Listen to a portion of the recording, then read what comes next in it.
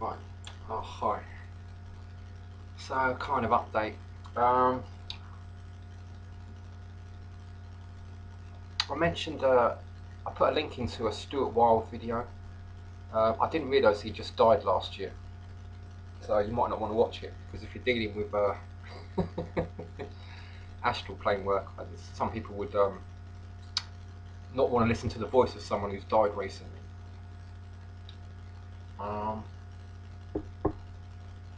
anyway, on the subject of this, right? There's a lot of stuff of his that I really like, but it never something about him never felt right because I read some of his books quite a few years ago, and I was very impressed. But it's like something petered out and they didn't really lead anywhere much.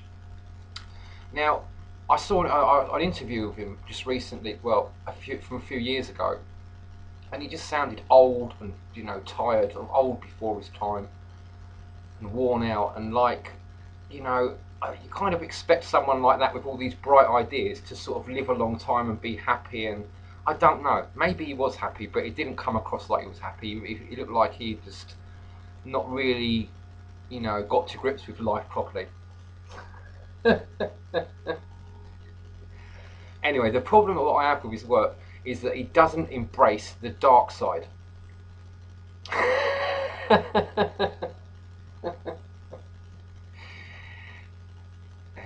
God, did I sound like Darth Vader then?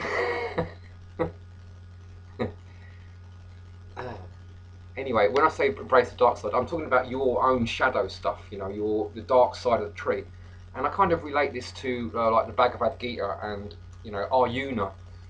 Trying to make all these excuses like why you shouldn't kill all these old friends and teachers and stuff and relatives. Um, and so I understand that as like the battlefield of Kurukshetra is kind of a metaphor for the astral plane. Um, and it's in a way it connects with like the Buddhist idea of like not being, getting rid of attachment and also what it says in the Bible, about you've got to be able to hate if you want to follow Christ, then you have to be able, be prepared to hate your family because otherwise they'll hold you back and their emotional attachments will stop you being able to move into paradise because they're sinners and so if they've got this attachment, astral plane attachment to you, you can't go into paradise either because they're not allowed in. You can't take family members who are sinners with you to heaven. You can only take people that are not sinners. If we've truly repented of their sins. So it's a case. It's like this thing of really trying to make this real disconnect with these family members because they've still got these connections to me, and like I must still have them to them as well. And I can feel it like draining my energy, and like this is one of the things that I'm having this knee problem. So it's like, yeah, having to reevaluate your emotional like attachments and for me anyway, making you know really severe kind of. I just have to remind myself of all the times they've demonstrated like contempt and hatred for me with their actions. And actions speak louder than words. And I've just happened to be quite a forgiving person, and but I've just I've come to this point where I just feel, yeah, there's no forgiving them. They don't deserve any forgiveness for what they've done, and so I have to be completely dispassionate in my contempt for them, or passionate, or whatever. But like, it's like they can go to hell. Literally, I won't stop them. I won't try to not, help them in any way whatsoever. They can, as far as I'm concerned, they can all literally go to hell and be tortured for 1,000 years.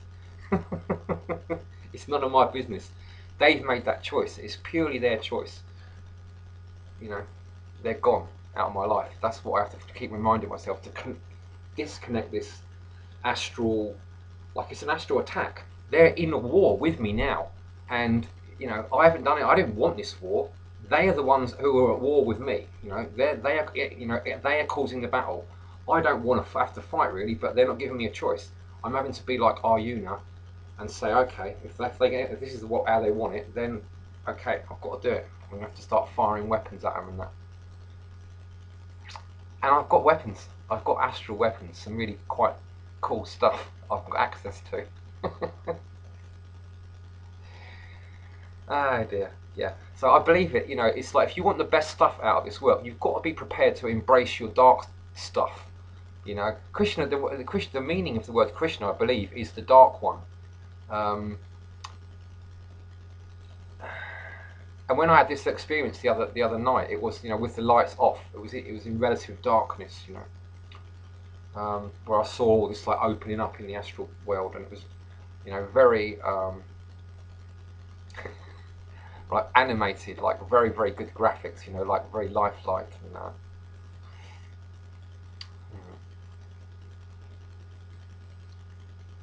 anyway, yeah. So I just feel this is really important to, like, really, you've got to embrace your dark stuff. If you, it's like otherwise you're like half of the tree is missing if you don't embrace it. And that means being prepared to really hate people if they deserve it, and be completely unforgiving, totally unforgiving. You know, even if they're family members, and especially if they're family members and friends and stuff that have shown you great amounts of disrespect and harmed your emotional well-being in significant ways. They don't deserve any sort of compassion at all, as far as I'm concerned. This is my choice to believe this. Now, a lot of people like Stuart Wilde and there's some of these spiritual people won't take this kind of attitude, and to me, they basically waste away then, because, you know, they're only like half a person, and they're not developing their fullness, which I believe you've got to do if you want to really get the benefits. Just like Arjuna had to kill all them people and that.